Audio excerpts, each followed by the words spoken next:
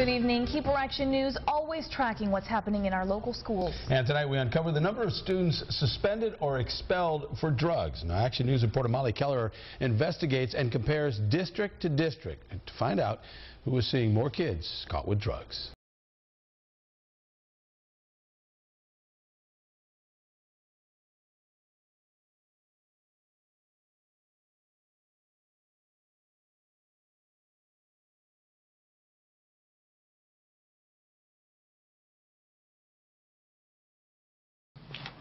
Dale Rogers works at a different school just about every day. From Prosser to Finley, he's one of about a dozen who makes the rounds. The goal? To keep kids off drugs.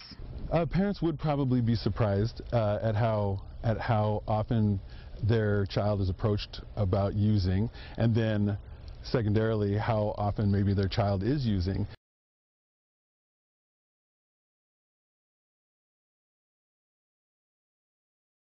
As a prevention specialist with ESD 123, Dale can help a kid going through a tough time, stay away from drugs, or even help someone coming out of rehab.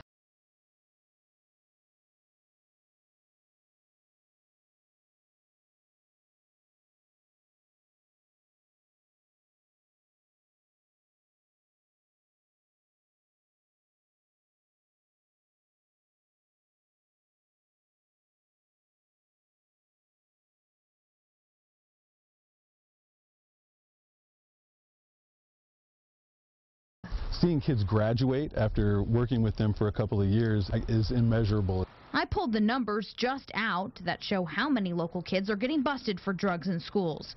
Kennewick schools expelled the most, 30, 112 were suspended. Pasco had almost the same suspensions, but only 8 expulsions. And Richland had less than half the numbers of the other two, with no kids expelled. You'll remember Action News brought you this shocker back in the fall, a mason jar of pot found at Amistad Elementary, and later linked back to a pair of 9-year-olds. Back then, the district emphasized its zero tolerance.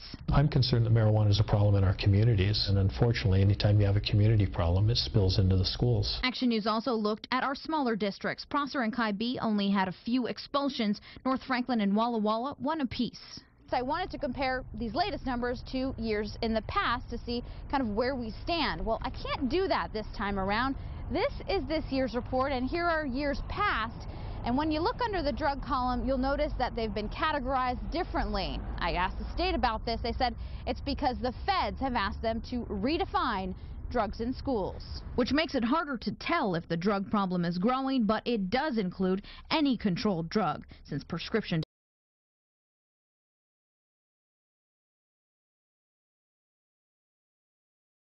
pill abuse is getting more common. But it's a clear snapshot of what's being enforced here in our local schools. In the Tri-Cities, Molly Keller, Action News. And Keeper Action News went the extra step to look into overall behavior problems in our schools. We wanted to compare how students here in the Tri-Cities stack up to problems across the state. So take a look. We got the overall number of kids suspended and expelled according to the state. Now here's what stood out to us. Just about 1 out of 10 kids in the Finley School District has misbehaved, so to speak. And that could be for fights, bullying, drugs, drinking, smoking.